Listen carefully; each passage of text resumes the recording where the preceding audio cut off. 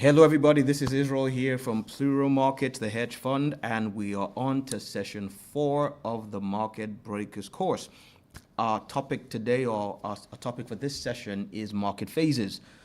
In session 3, we taught you about reading candlesticks and candle patterns and levels. And in this session, we're going to tell you how to act on those levels, or how to understand the rules of engagement to act on those levels and those candles and patterns in the right market phase. Okay, let's go straight into it, shall we? So first of all, what you're going to walk out with by the end of today. First of all, you're going to be able to identify which phase the market is in. And by the market, I mean the asset and the chart and the time frame you are looking at that point in time. Secondly, you're going to be able to apply or at least figure out what kind of strategy that phase calls for. All right. Now, by phases, we mean trending, ranging, or transition. And notice we're not saying reversal, because reversal is one type of transition. There's another type of transition. Now, when it comes to applying the strategy, each phase will reward a different approach. I'm going to say that again. Each phase rewards a different approach. And so the same strategy, the same setup can be right or wrong, depending on which phase of the market you are in at that point in time. Thirdly, specifically with breakouts and transitions, you're going to be able to trade them with a far greater degree of success, right? And there's one habit in particular that filters all of that, or filters out many of the failures, not all of them, but many of them. And finally, you're going to be able to run a phase check on every single trade. I'm just going to move my face off the bottom so you can see that there. Give me a second. Okay, cool. A phase check on every single trade. And there are 5 questions across multiple, at least 2 time frames. And this is what turns the other 3 things you're going to be able to do today into a routine. All right, so let us go. Let's get it. So first of all, we're going to look at the 3 market phases and the fact that each of them calls for or demands a different strategy. So they're no bad strategies for the most part. Now, that most part there is very important, because I have seen some pretty horrible strategies. But when you've traded for a while, and we're going to teach you how to backtest extensively your own trading strategy to know whether or not it's something you can expect to pay you in the long run or even the short run. And so at a certain level of trading, there are really no bad strategies. What they often are strategies in the wrong phase. And because they're in the wrong phase, they also end up being in the wrong place. And so these are the 3 major phases. Trends are directional. All right?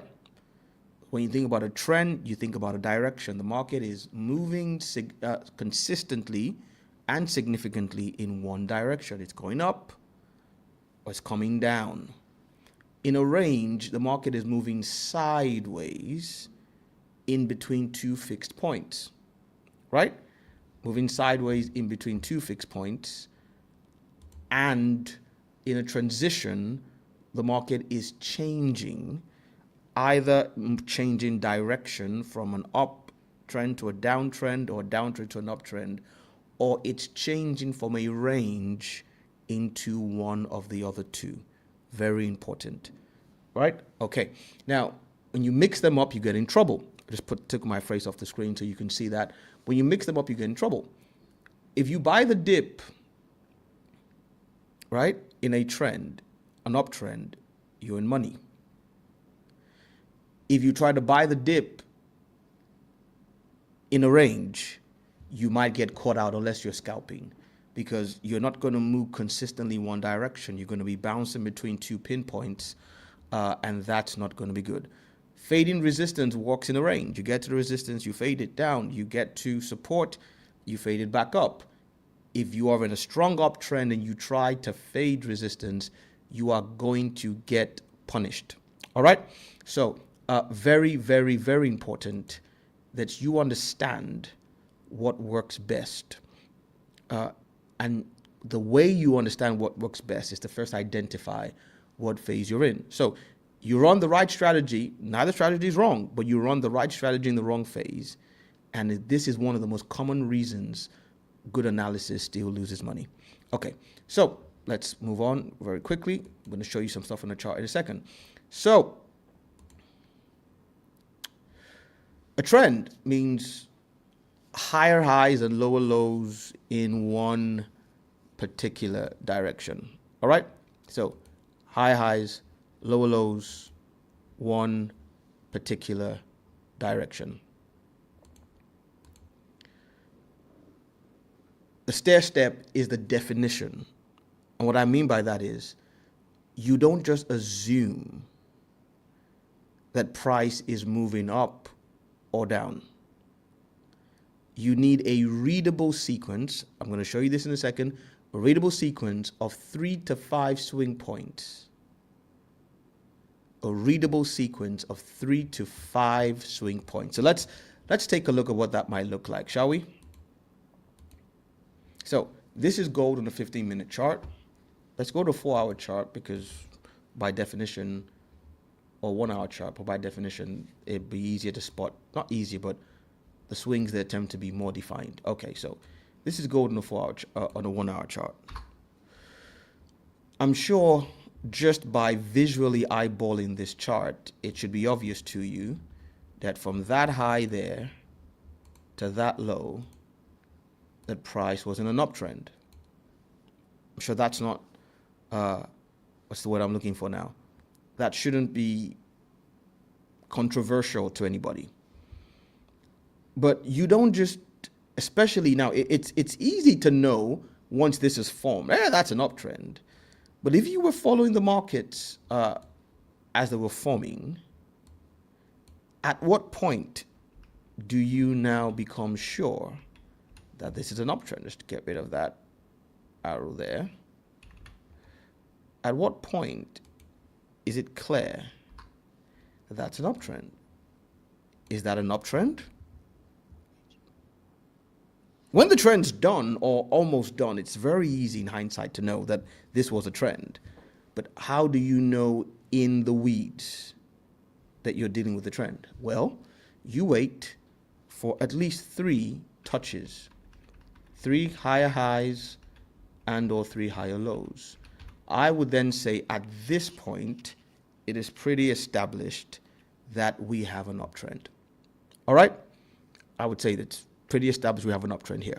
Now, how is it established though? Does that mean we draw a trend line and wait for the trend line to break? The answer is no. We don't use trend lines here at Plural Markets. What we do, or should I say, we don't use them to plot entries and exits. We don't wait for them to break because price does not understand diagonal lines as support or resistance. What we do is use them to confirm the fact that we're in a trend. Low, lower low, or higher low, second higher low. At that point, we can pretty much say we're in a trend. Alternatively, since it's an uptrend, you can go high, higher high, second high. Now we're in an uptrend. Now, I am not drawing a rising wedge. That's not what I'm doing. I'm not waiting for that to break out to trade. No. That just tells me that we are in an uptrend. And therefore, what I can pretty much do is from this high here, rather than, I could pretty much just take along here, right? Put my stop loss all the way down there, or maybe even at the last low, right? I would have lost this trade if I did that. But let's say I put it here. And wouldn't have been a bad trade, would it? That's 2-to-1. That's not bad at the peak of the trade. However, as I'm going to show you in a second, in trends, let's go back to 1 second. So in a trend, right? You want to buy the dip in an uptrend and sell the rally in a downtrend. Very, very, very important. In essence, you maximize your entry by waiting for a pullback. You maximize your entry by waiting for a pullback. And this is what that looks like. All right? This is what that looks like. It looks a little something like this. Now that we've established we're in an uptrend here, we are going to wait for price to come back to us. So these lines can go. All they were there for was to establish the fact that we were in an uptrend. And so what we could do is a little something like this. Draw a fib from this low to that high. Just put my fib in order. Put 50%. Click that in and then make this all black. So everything's nice and visible. Put the 23.6. Okay, so we then say from that high to that low, we're waiting for at least a 50% touch of the fib. Technically speaking, I will be putting my fib up here. Why am I doing it that way? I'm not just form fitting. That to me is the controlling low. Why am I not picking this as the controlling low? Is it because I have the hindsight that it was taken out? No. If you've been in one of the classes I've taught before, I tell you that for me to choose a low as a controlling low, I want to assume that there is an intermediate low that is going to be rated via an inducement. I've said this to you before. The more people have cried in the path of my trade, the less likely I am to cry. In essence, I'm looking for people to be punished for going too early. And so also this candlestick pattern here is rife. One, it's an intermediate low. Secondly, it's somewhere around the 50. If I put this all the way back down, somewhere around the 50%, it's just rife for being. So this is my controlling low. In essence, I'm looking for at least 60%. That is here. I'm looking for that to then be confirmed. So I would have been in this trade here. On the rejection of this candle there, I might even have waited all the way up here. But let's assume that I got in down there. 1 second. So let's assume that I got in down there. I can then pull my stop loss up to that as my controlling low. And then all of a sudden, let's get the fib out the way now. All of a sudden, I have a much nicer trade. If I had then held this trade all the way to that high, I'm now looking at a 7-to-1, pretty much almost exactly 7-to-1 risk to reward ratio. Can you see this? Same trade idea. But how did I get here? I first of all established I'm in a trending phase. How? On this time frame, 1, 2, 3 higher highs, 1, 2, 3 lows, all moving in the same direction. I then wait for Fibonacci pullback. And it didn't need to be this precise. Let's assume I got in at 50%, which is roughly around there. That would still be 5-to-1, much better than 2-to-1. Or if I got in where I got in and I decided to put my stop loss all the way back there, that's still 3.5-to-1, which is still better than the 2-to-1 on offer earlier on. So in a trend, let's go back to our slides. In a trend, you are trying, 1 second, in a trend, let's put this here. All right, so in a trend, you're trying to buy the rally, buy the dip and sell the rally. Let's do it this way. Okay, so you're trying to buy the dip and sell the rally. Okay, you enter with the direction, but on a pullback against it. The trend tells you whether to buy or sell. You then use price action, understanding, which we'll teach you in a lot more detail for those of you on the course, to flag or identify an optimum entry. Now, in a trend, your typical win rate will usually be between 50 and 60%. Why? Because you're going to be wrong several times because the trend is going to end. And like we used to say back in the day, the trend is your friend until it bends or until it ends. And so when you're trading trends, you're usually going to be wrong or take your losses in two areas. One is when the trend ends. In essence, a point's going to come in that trend when you take an entry, because we could have kept doing this every time we had a pullback. So from here, this went all the way up here.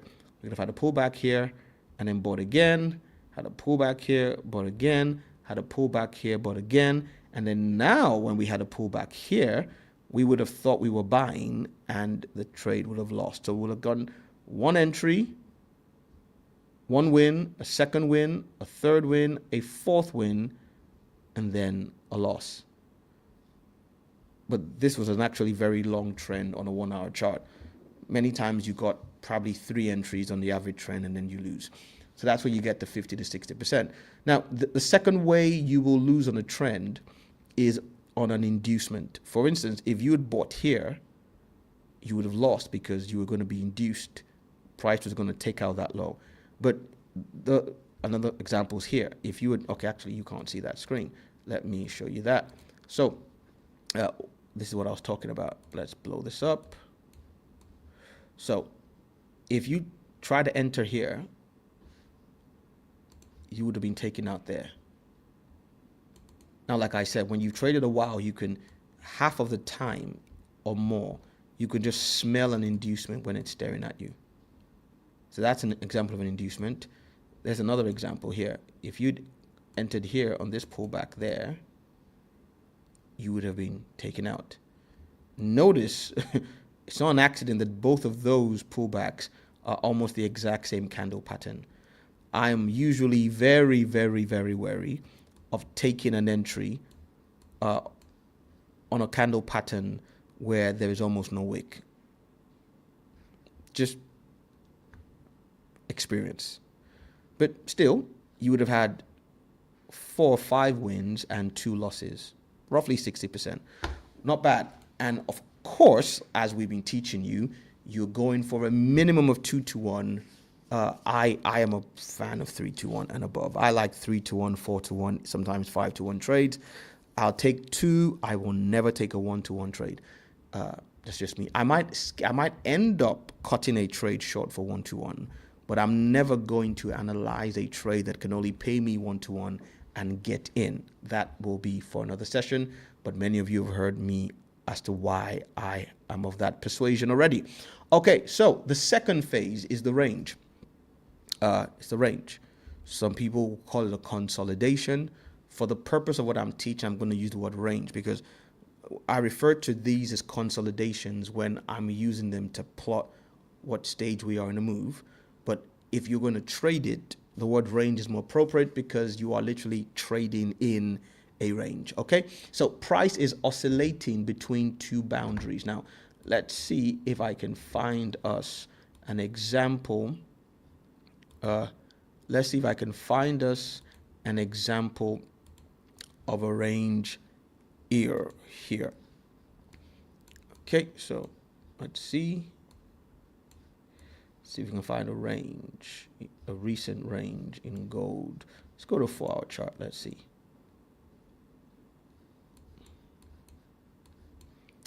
Okay. 1 second. Let's just get rid of all of these.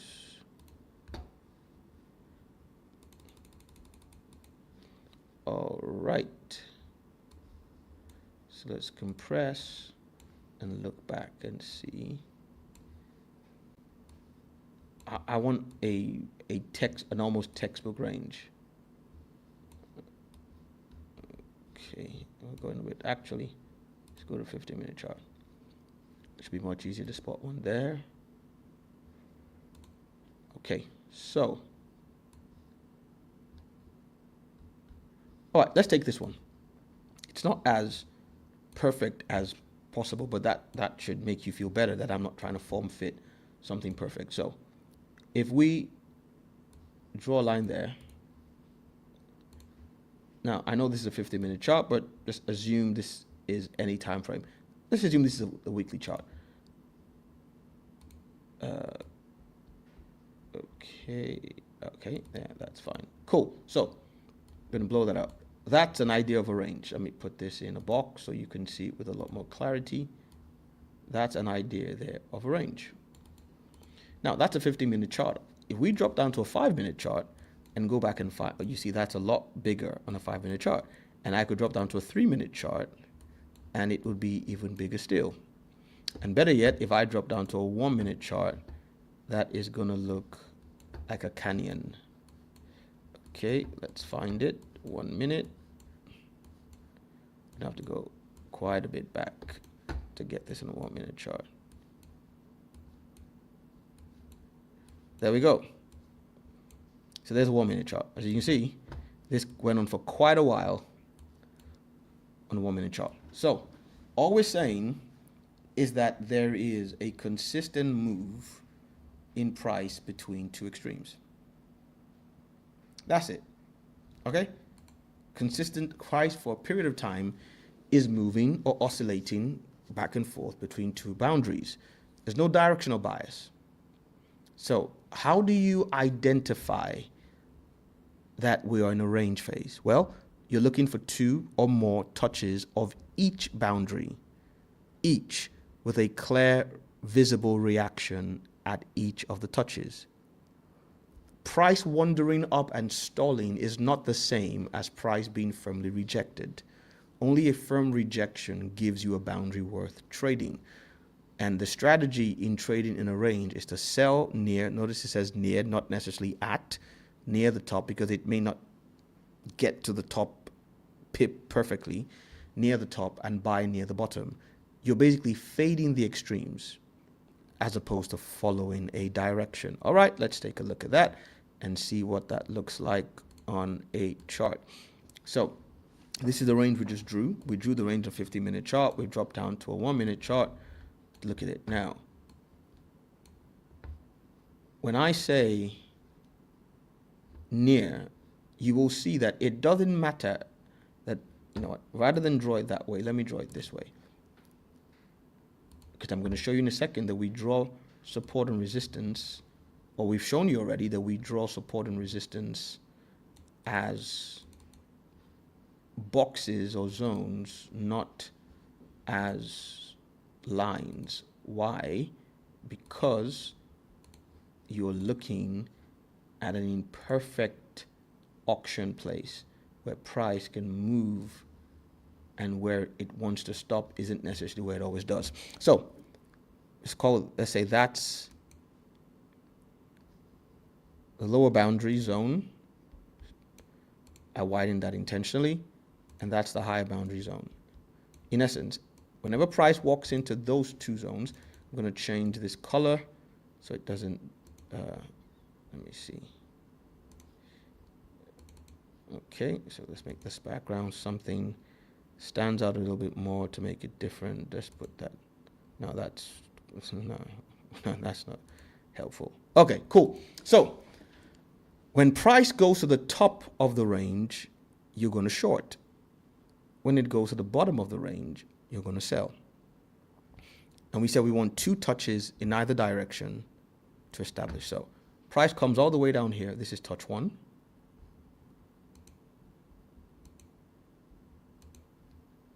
Let's use a pin. So that's touch 1, right? That's touch 1. That's touch 1 in the other direction. It's touched again here, and again there, and again there. So I think we've pretty much established the fact that the top of this range is valid. It then goes all the way down there, and there, and there, and there, and there. We've had more than 2 in each direction. Pretty much by the time we had here, and it started to move away, let's just call all this one touch, right? They're so close. Let's say this is a cluster. It then begins to move away. So as at this point in time, draw a vertical line there. So from 19, let's call that 7:30 on Thursday, the 23rd of July, so last week Thursday, we are now in a range on a 1 minute chart. So if you're a scalper, we're in a range. So what do? Well, this is what you do. Every time price comes back into that range, you will step in and take a trade. So now let's go back up to a 5 minute chart because we drew this range on a 15-minute chart. So we'll have too many touches on a 1 minute chart. So this is what it looks like on a 5 minute chart, right? This is more discrete in terms of finite, I should say. So let's see how many opportunities we had after this. You could have taken along there. Just move that a little bit so we can see that candle. All right. So you could have taken along there.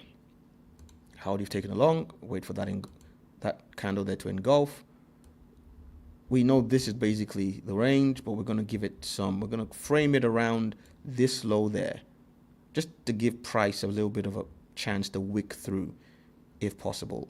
Now, one of the ways you could do is just tell yourself if it's a forex pair 5 to 10 pips below the range, whatever that rough, could be a few ticks on another asset, whatever.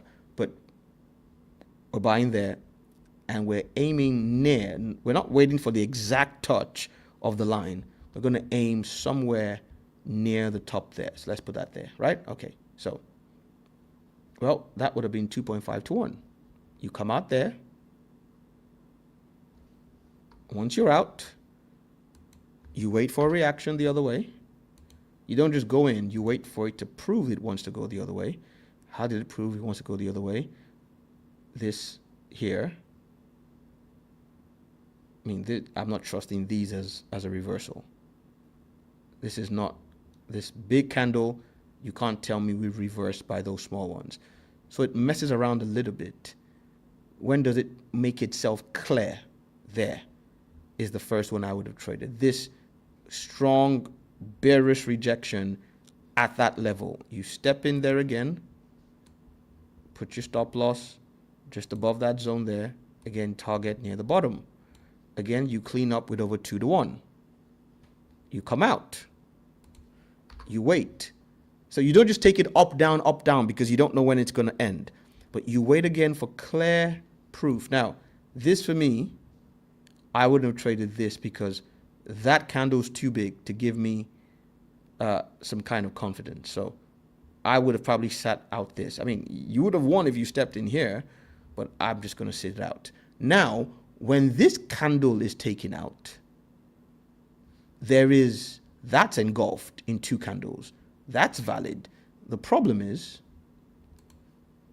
there's not much left to trade. Look at this. There's not much left to trade. We're not taking 1 to 1. But if you waited for this candle here to retrace back in there, and then you stepped in there. If you stepped in there, somewhere there, okay, it's still 1.6. I don't know if I would have taken it, but I can live with that. But let's just assume we sat out that move. Fine. The way back down was very aggressive. You got basically the first time. The moment that candle's low is taken out, you're in. Where you targeting again, near the end of the range. Another 2 to 1, right? Okay, and then it reverses. And this time there's a very nice active reversal again on the first try. Now we've probably taken, so let's say you step in there. Okay, I don't know. Again, this is a bit too close to the middle. So the RR is not that great, but then if you waited for retracement, right? And then you got in, say, there. Let's assume you just waited for you to come back into this candle. You got in there. Again, you stop loss at the bottom of the range. A few pips beneath. Targeted near the top. That's another 2 to 1. On the way down, I wouldn't have taken that because the engulfing wasn't clear until we got down there. But then it came all the way back here.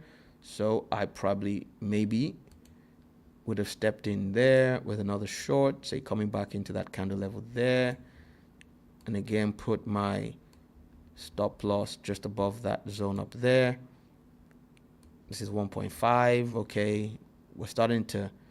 And then when does the range end? when there is a definitive candle close, not wick, close above or beneath it. At this point, this range is well and truly ended.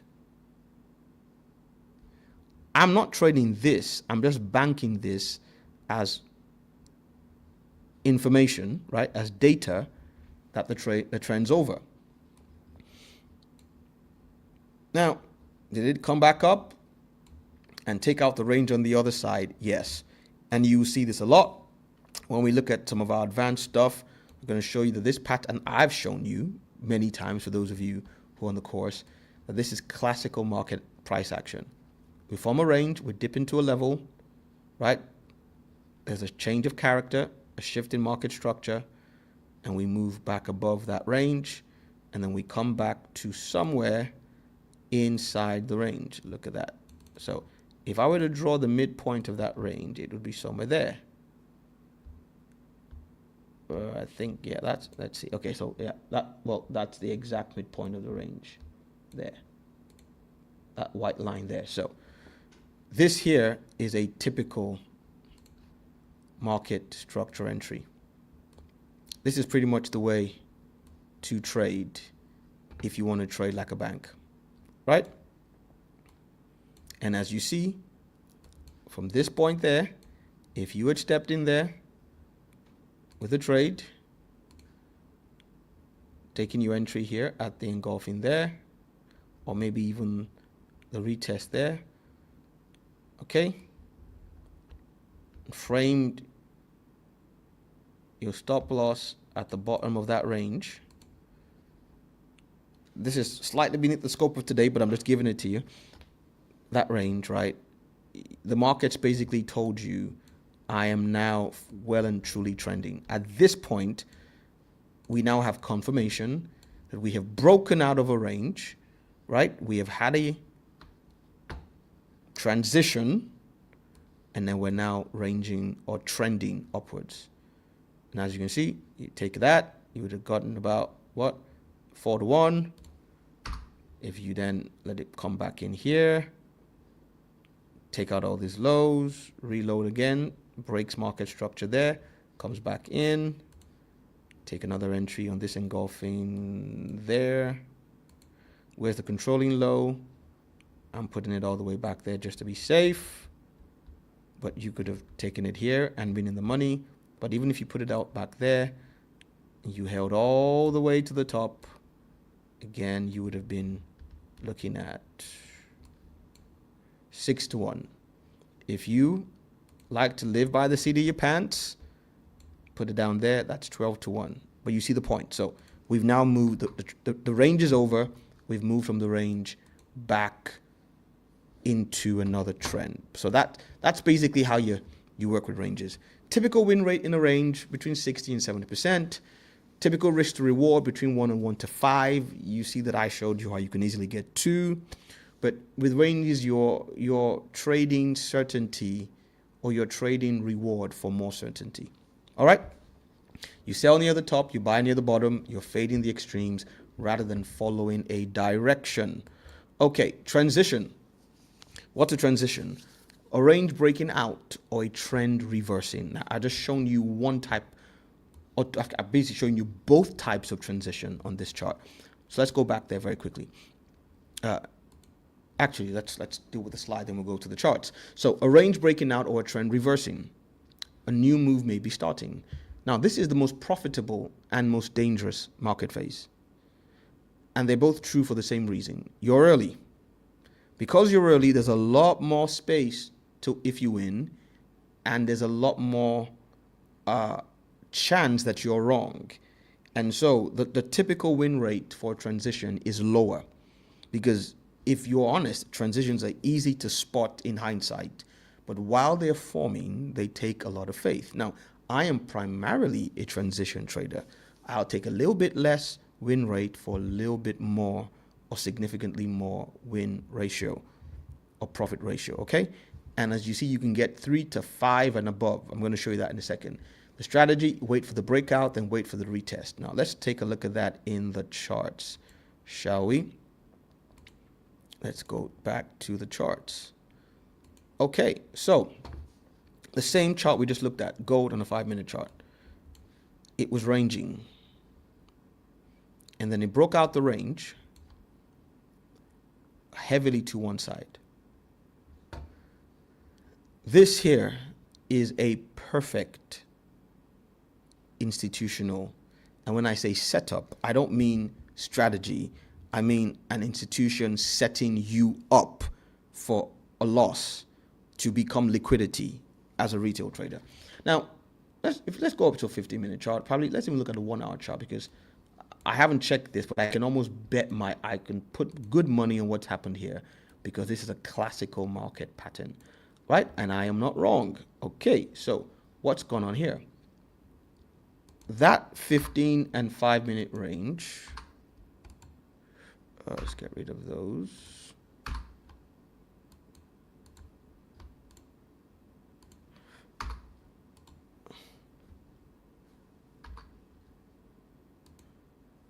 You know what? Let's do it this way. So object tree, let's get rid of all the pins. All right, so that 15-minute range, this is what it looks like. What's going on here? Well, very simple. There is, as you can see, if you want to, let me just draw it out for you. It's not that obvious, but this is actually in itself a 1-hour range. You see that? Price, I've been dancing in around there for an hour. In essence, there is coiled liquidity. Secondly, if I threw on a volume profile, again, I'm just doing this blind to see if I'm correct. Yep, I am correct. So there is a volume area high in this region there. Look at that. If I extend out that blue line there, okay, that's a volume area high.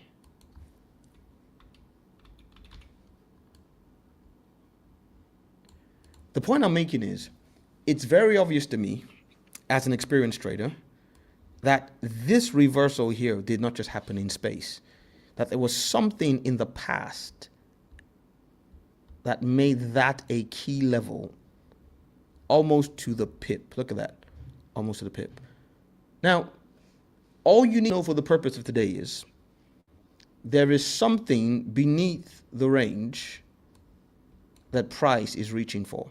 It could be an order block, it could be a fair value gap, it could be another range on a larger time frame, it could be a volume area node, a high or low, it could be a point of control. Whatever it is, all the stuff we're going to look at in sessions 9 and beyond, smart money concepts and volume analysis profile. For some reason or the other, there's a level beneath the range or above the range that price is reaching for, right? The range is pretty much, let's take out the volume area profiles here now, volume profile level, sorry. This range here will form just above or beneath something the price is reaching for. Price will reach for it, reverse at it, and go past the range. This pattern here, right? I'm going to draw it in a bigger, this pattern here. In fact, let me draw it this way. This will pay your rent, pay your mortgage, buy you houses, feed your kids.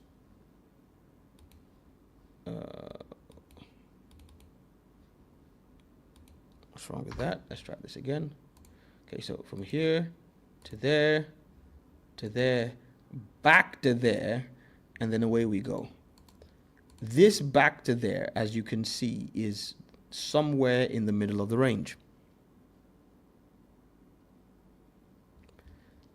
A range formed above or beneath a liquidity level, meaning a place where you expect a reaction in price. It reacted there and then took out the range. came back in. I've got a whole trading model I'm currently testing on this principle, and the early signs are very good. And by model, I mean that I can pretty much code it for a computer to trade with fixed rules, and it'll do the same thing every time with a high expectancy. This is one type of a transition. It's a reversal. Now, the other type of a transition is price could very easily have just come out of that range and dropped lower. It happens all the time as well, right? So we're not going to predict it. We're going to wait for it to tip its hand as to what it's doing. This is an example of that down here. We were going up. We entered a range. Price left the range and carried on going up. That is also a valid transition. So we're not forcing the market to do what we wanted to do. We knew it was a reversal here because it followed the pattern. We're above liquidity. We tap into it, blow past the range, come back down there and react again. Here, that didn't happen. We went up to the upside. There was no reversal there that sent us back down. In essence, we never crossed. We never went one way and then crossed the other way of the range. And so that in itself is a continuation transition, and we just resumed the trend. By the time we got here, we realized we're moving. So all we do is we wait for a retracement, step in, and we buy. All right? So that's what all this blurb looks like on a chart. Now, wait for the breakout, then wait for the retest. Okay, let's go back to the charts. Wait for the breakout, and then wait for the retest. So here, this was the break. Technically, this was a false breakout. This was an induced breakout, a manipulation, as I would call it. And that's why I said, we go here, we react there, and we blow past. Where's the retest? The retest is back into the range, right? Some people would tell you the top of the range. Nope. More than half the time, it is back somewhere near the middle of the range. This here was the retest. Now, why are we waiting for the retest? The moment we blow past the range there, there's two ways you could have traded this. The first way would have been just to step in here, past the range, a few pips above the range, put your stop loss at this low, and go. You would be right now at the very top before the retracement. You would have gone up to 1.228. Not bad. However, if you had waited for the retest is patience. It is trusting the process. It's understanding how markets work. And there are times where you will not get a retest. The trade will leave you behind, and you have to be fine with that. Why? Because first of all, I could have traded the retest this way. Waited for price to come back to the middle of the range, right? Put my order there. Put my stop loss in the same place. And now that same trade is now pretty much 3-1. I've gone from 1.8 to 2.8. But this is how I would trade it. That retest now becomes my controlling low. I'm going to wait for price to run, and don't take my word for it. If you've just go and sit in your charts and check the last 1 year of gold and Forex and NQ and options and futures and see if you can find the same thing happening. This here, once this forms, I'm going to let price run up and come back down into a Fibonacci range, okay? There, anything from 62% or 61.8 and beneath. This gave us a very deep retracement. And better yet, I'm going to drop down one time frame. I told you that I don't take signals on the same or entries on the same time frame. I take my signals on there. Look at this. Range, dips beneath, hits the volume area, high from last week, expands, right? Past the range, comes back down to the middle of the range, and then reacts. This is where I am now looking. So from this point, from this reaction on, one second. From this reaction on, what am I doing? Okay, I've got to draw it out. That's fine. From this reaction on is when I'm looking for the trade. But remember, this is now my controlling low. So I'm coming to the trades live anywhere past 50%. 61.8 is perfect.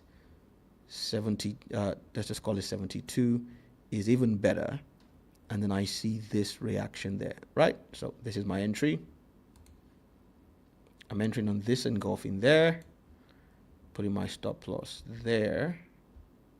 First target is back to the, just going back to the top of the fib range is already 2 to 1. But because I framed this on a 1 hour chart, I've actually got, don't ask me why I'm drawing this line. Many of you have heard me talk about it. I call them points of rotation. Just take it that this is not drawn arbitrarily. And if you followed me for years, you know what I'm talking about. 5 to 1. I don't need 5 to 1. 4 to 1's just fine. 3 to 1 ain't shabby. Right? So, reversal, continuation. That's how you would trade that one. Let's go back to, okay, so that's an example of a retest. So a range breakout or a trend reversal, a new move may be starting. Both are true for the same reason why it's profitable, you're early. So early to a genuine move pays disproportionately. Early to a false one is a fake out. And so you're trading certainty for reward. The win rate's lower, and therefore your risk to reward rate you demand should be higher. Wait for the breakout, wait for the retest. Okay, chapter 3, we've already dealt with exactly how to deal with that. Or we're going to also have to deal with that. So the trade-off, in a range, you're fading the boundaries, your win rate's high, your reward's low. In a trend, you're buying the dips and selling the rallies, your win rate is a little bit lower, your reward's a bit higher. In a transition, one second. In a transition, you're looking for a breakout and a retest, either a continuation after a consolidation range or a reversal of the consolidation range. Your win rate's lower, your reward is even higher. If you run these figures, you will see that transitions, even at the lower win rate, if you take the middle of all of these, right? Or let's say you take the low of all of these, 1 to 1 at 60% is worse overall than 2 to 1 at 50%, which is even worse than 3 to 1 at 40%. So the better you get at trading, the more you're willing to sacrifice your win rate for a higher reward ratio. So you read the diagonal as the reward multiple rises, right? The win rate falls. The relationship is not an accident. Choosing where on it you sit is a question of temperament. Can you handle a few more losses because you know overall you're going to get a lot more reward? It's not just skill, it's temperament. We're going to deal with that in a future session, so just hold that in. All right, let's keep going. So you got to spot it and then trade it. So how do you identify a phase and what are the rules for each phase or state? So how do you identify a trend? We dealt with this already. You find the last 3 to 5 swings. I'd say 3. By the time you get to 5, you're giving up. So, and again, this is part of risk to reward uncertainty. You have to take on a bit more uncertainty if you want a bit more reward. So you find the last 3 to 5 swing highs or lows. Fewer than 3 and you're guessing. Check whether there's a stair step in one clear direction. Each high is higher than the above, or higher above than the last high. Each low is lower than the previous low. I've shown you that on a chart already in this video. On a downtrend, you're looking for consistently lower lows and lower highs, right? And you watch for the sequence to break. When you start seeing the failure to make a higher high or a lower low, this is a pretty good sign, right, that that trend is starting to lose steam. The value of a method is it can be objectively evaluated and branded as wrong. Meaning, if I look at a chart and I say this looks bullish, that's difficult to be wrong on because there's no settled method to it looks bullish. When you say I'm looking for 3 higher highs or 3 lower lows, it's precise and therefore it can be wrong. You can realize this looks like it's going up, but I've only seen 2 highs. I'm not going to take it. And you can also see clearly when it stops being true. Now, I showed you this already, but let's go back to the chart and make this very clear. A trend is very easy to spot in hindsight, not so much when it's forming. We now know that this went up, but if this was forming, as at this point here, does this look like we're about to go up? The answer is no. Right? The answer is very clearly no. So, if we let that play out, this is how it forms in real time. Right? We're not pretending to be Nostradamus here. This is how it forms in real time. Okay, that looks like it's going up. Oh, snap. What's going on? It's coming down again. It's going up again. It's coming down again. Now, I want you to think of yourself as, oh, what have I done?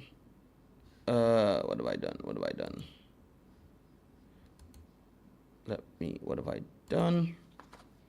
Okay, so I want you to think of yourself as trading live in the markets, right? While this is happening.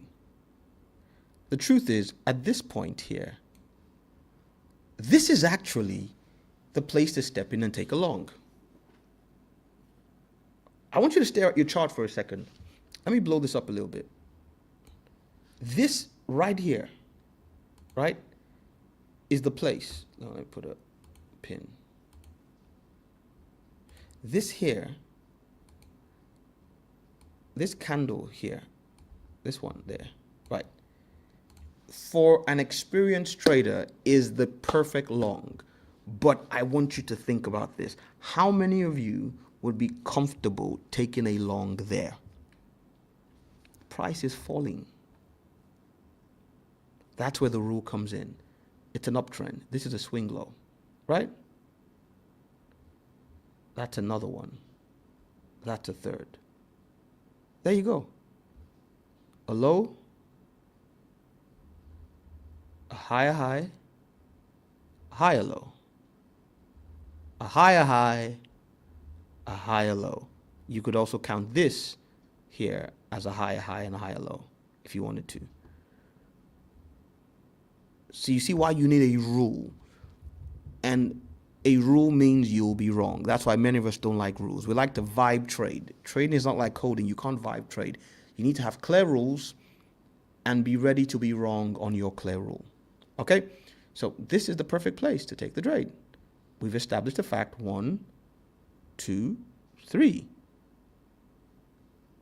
1, 2, technically 3, 4. We've had multiple upward touches. We know we're in an uptrend, so we're going to enter our trade there, put our stop loss below the controlling low, which is there, or if we're scalping beneath that low itself, and voila. Now, it's obvious after. It's very, very, oh, look, but you don't know this is going to happen. And half the time, you'll be wrong. And that's why when I'm right, you're going to pay me 4, 3, 5 to 1.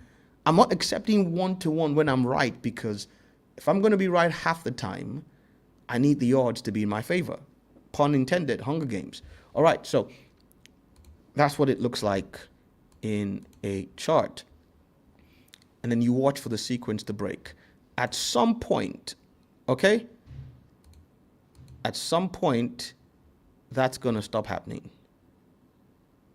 Let's get this away, put this back. At some point, price is going to betray you. Because if you took this trade here, right? If you took this trade there, when this broke that level, right?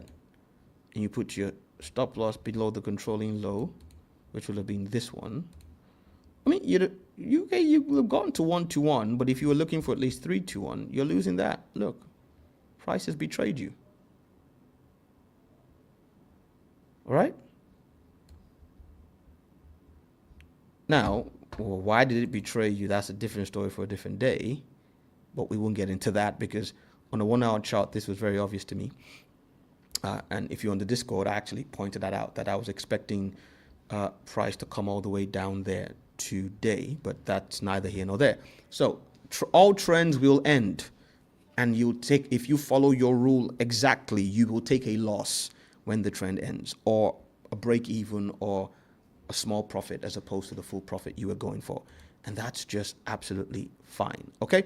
All right. Let's keep going. Got a lot of time to make up. Trend trading rules. You enter on the pullback, not the breakout. I showed you this already, but okay, I'll show you. And then you throw your stop as price advances. You stop trading the trend when it breaks. So we've looked at this already, but let's go back and look at it again. You will get far better risk management and stop loss placement. Okay, so let's go back to this. Let's go back to 50-minute chart.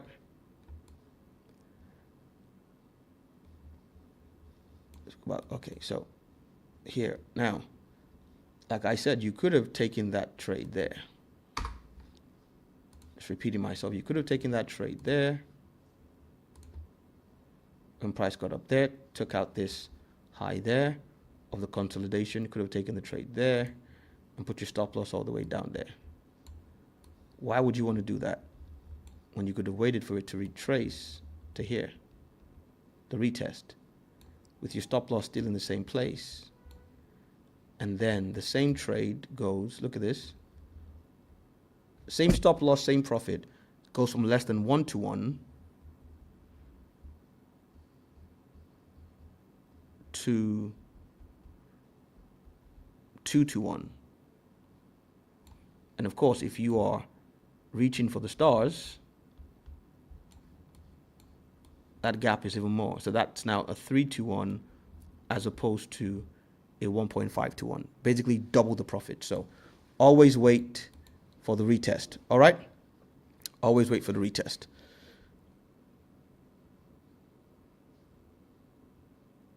Okay. So rule 1 connects straight back to the 3 soldiers pattern. We looked at that in the last session. By the 3rd candle, the good entry has already gone. Okay, cool. So a range. We've done this. I've shown you this already, so I'm not going to go through this again. You identify 2 touches of upper resistance, 2 touches of lower support, a visible reaction at each, a firm rejection, not a drift and a stall. Amen. Something that actually goes boom and it moves quickly, not just dances around. And in a range, you do not have a directional bias in a range. Very important. You're an equal opportunity trader. You fade resistance and you buy support in a range. Okay. And like I showed you, you're looking at zones, not lines. Wicks are fine. The range ends when the candle or a candle closes conclusively outside the range. Don't enter mid-range. Wait for a boundary. In essence, if your entry is near the middle, if it's less than 2-to-1, step aside. A tight stop just outside the boundary. Okay? The boundary is invalidation. Beyond it, the range premise has failed. So 5-10 pips on the other side.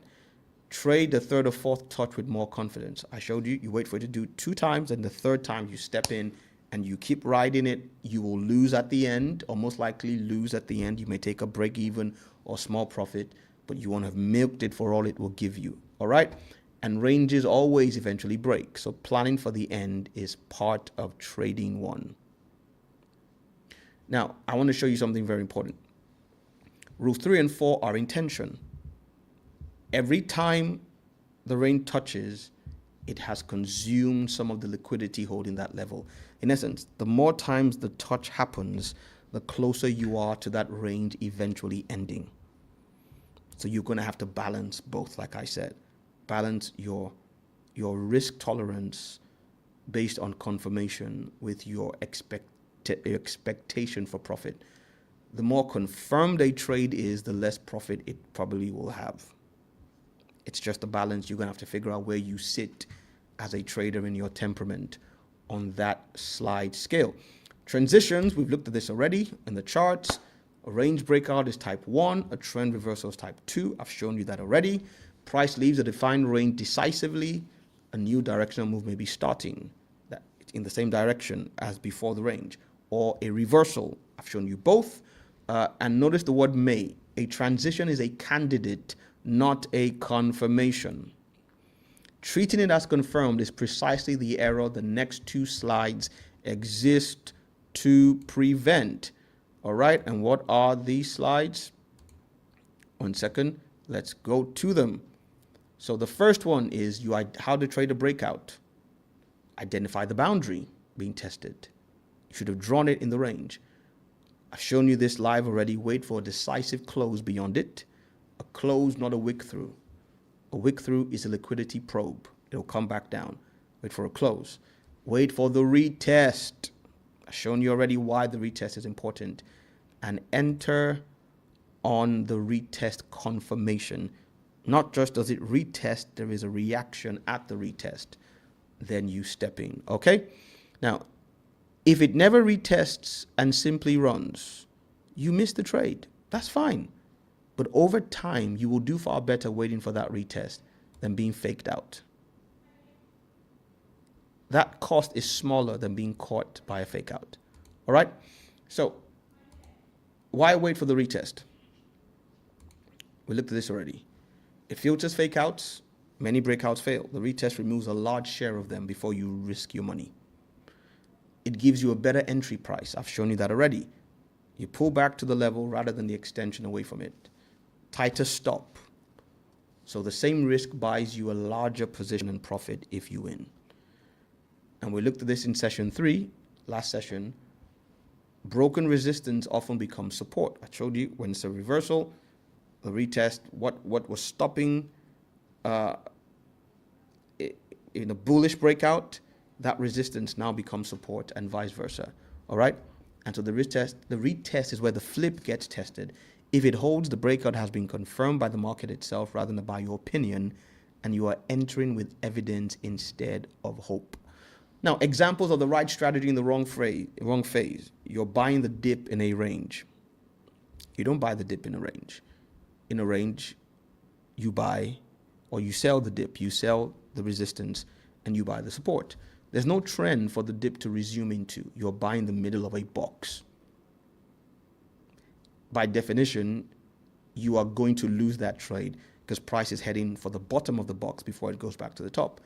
If you try and fade resistance in a strong uptrend, so you try and sell the resistance in a strong uptrend, you're going to get caught swimming against the current. All right? You're selling into sustained buying pressure. The same setup will keep appearing and failing, and you're wondering why you're blowing your account. Or if you enter on a breakout with no retest, you've accepted the full risk of a fake out. That one extra step would have filtered many times for a better trade in the first place. In essence, a retest doesn't just give you confirmation in the direction. Many times the entry is much better for your stop loss. Every one of these is a correct strategy, but it is run in the wrong phase. Okay, so routine. How do you put this together as a professional trader? This here is how. Let's blow this up a little bit. Okay, so you check. Now, this is assuming that you are not a swing or position trader. If you're a swing or position trader, then you need to start from the monthly. But anything beneath swing and position, especially intraday, what's the daily phase? In essence, what's the phase of the largest time frame that controls your trading setup? And we've looked at this already. We're going to look at this again in future sessions. What's the 4-hour phase? Are they aligned or conflicting? Now, if you're a swing trader, you say, okay, what's the monthly phase and the weekly phase? Are they aligned? If they're aligned, we go. If they're conflicting, you ask yourself, is it still tradable based on the lower phase, and how much confidence can I put in this setup? Is my strategy appropriate to that phase? And what are my entry, stop, and target? The order matters. Listen, you got to start with the phase first, then the strategy, then the parameters. If you start with the strategy, right, you're going to talk yourself into that setup, and then you will argue with yourself that you are in a phase which deep down you know you're not in. So before you try and apply a strategy, first question is, what phase are we in? And are my top 2 time frames agreeing on that phase? Okay, so daily trend and 4-hour trend aligned. High confidence traded as a trend. Daily trend 4-hour range, partially aligned. Reduce your size or just stay away from it, right? Conflicting states, skip that trade. This is where you get in trouble. There'll usually be another one. Conviction comes from alignment of multiple time frames, not how good any single chart looks like. All right. Now, in the open live sessions, I'm going to show you examples of what this conflict looks like in live market conditions. Okay. High confidence trades, both of your governing time frames, weekly, monthly and weekly, weekly and daily, daily and 4-hour. I've said this several times. The 4-hour time frame is the lowest time frame I would accept as a higher time frame. Anything below 4 hours is not a higher time frame. It's intraday noise. Okay, so you got monthly, weekly, daily, and at a push 4-hour. I would usually not make the 4-hour my highest time frame, but you can get away with it as a scalper. Anything below 4-hour is not a higher time frame. Nobody on an institutional level is using it in a significant way to put significant capital on the line. You are trading and drifting in the noise. If both time frames are on the same phase, strategy, you trade the strategy, the phase of the state, same word, calls for. You find a pattern at a level that is predefined, a daily, weekly, monthly, even a 4-hour high, low, fair value gap, volume area high, volume area low, point of control, some level trading principles tell you should make something happen, and you have a defined entry, stop, and target. I've shown you all that already in this video. 4 conditions, not a feeling. And when you start trading, check your list. After a while, it becomes second nature, but at the beginning, ask yourself, are the 2 controlling time frames in the same phase? What strategy does this phase call for? What candlestick pattern am I looking for? And do I have a clearly defined entry, stop, and target that meets my minimum risk profile? 3 of the 4 is not a high confidence trade, smaller position, or no trade.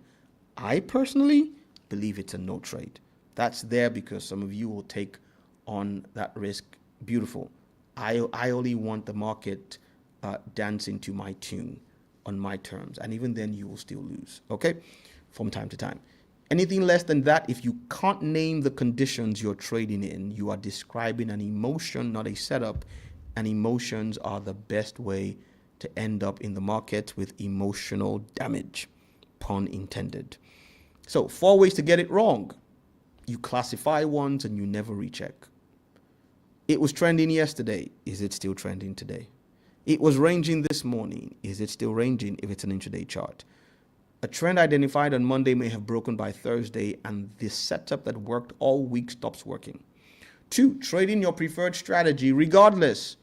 Everyone has a fit. Now, you can trade your preferred strategy regardless if you have the discipline to wait for the right market phase to trade. So I have a preferred strategy. Many of you know it. It's called the Sensei trade model. It's a reversal model. I can't trade it in a range. I can only trade it I can't even trade it in a trend. I can only trade it as a reversal. Therefore, I only take entries when I am certain, and even from time to time I'm still wrong, that the market is in a reversal phase. So you can't, if you want to trade your favorite strategy, fine. Just make sure you consistently wait for the right phase. Skipping the retest, I think I've flogged that to death already. The 1 extra step of patience, it filters most fake outs, all right, because it shows you this was just a manipulation. And even if you were right in the original direction, it gives you a much better trade entry and size position. And finally, discounting a time frame conflict. It's subtle. You notice, say for instance, the daily and the 4 hour, or the weekly and the daily don't align. But you really want this trade. You know, the Telegram group you're in says this trade is an A+ trade. We've all been there, done it, and hopefully you live to tell the story, or your account live to tell the story. So this is the chain. Classify what phase you're in. Check for alignment. Pick the right strategy, and then find a setup. The phase decides which strategy has an edge at all. The two time frames decide how much conviction you are entitled to. The strategy decides what you are looking for. Only then, do you then start looking for the patterns and the levels from session 3. The right pattern in the wrong phase still loses. That is the whole of this session in one sentence. So this is your homework. Look at any symbol you trade regularly, classify the daily phase, right? Using the 3 to 5 swing high-low method. Classify the 4 hour phase in the same way. Are they aligned? Find one historical example of each of these 3 phases. I'm going to ask you to bring this to the open session, the open live session, the Q&A, an open chart session, and show me specifically from a historical chart, this is a trend, this is a range, this is a reversal transition, this is a continuation transition. All right? And read your workbook, pages 41 to 55. That's 41 to 55 of the entire workbook put together, but each section of the workbook has been split into the different sessions in your student portal. And when you download the slides, you download the student workbook as well. It will have the exact pages you need. Now, bear in mind, I showed you this already on task 3. Go through the chart. Let me just show you this one more time because this bears repeating. So let's just go to a chart one last time. Anybody knows that price here eventually went up.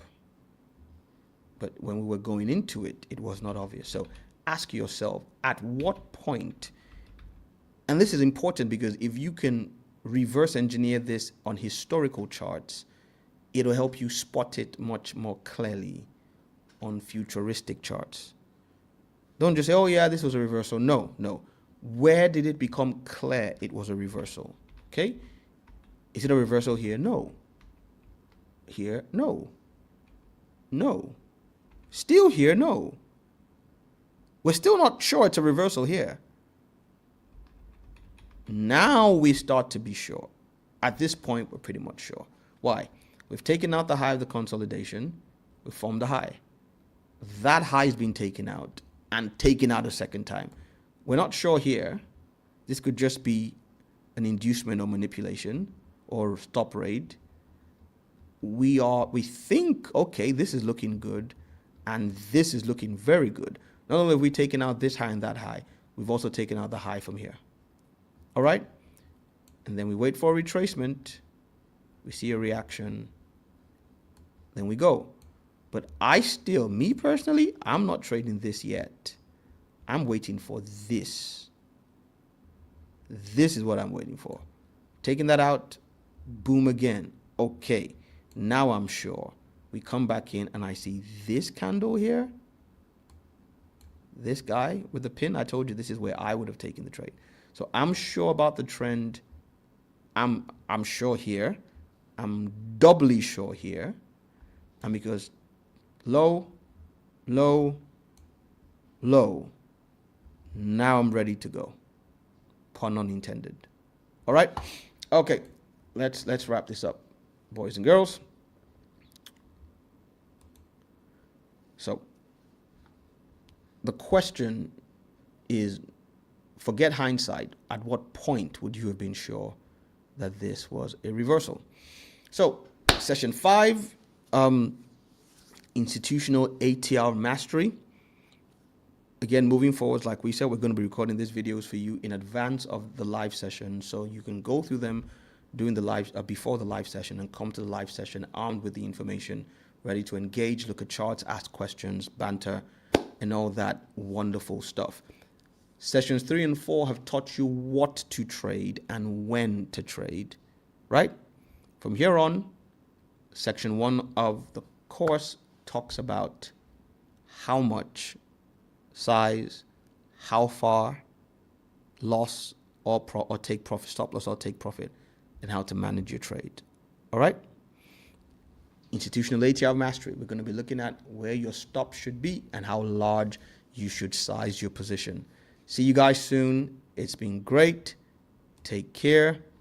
Bye-bye.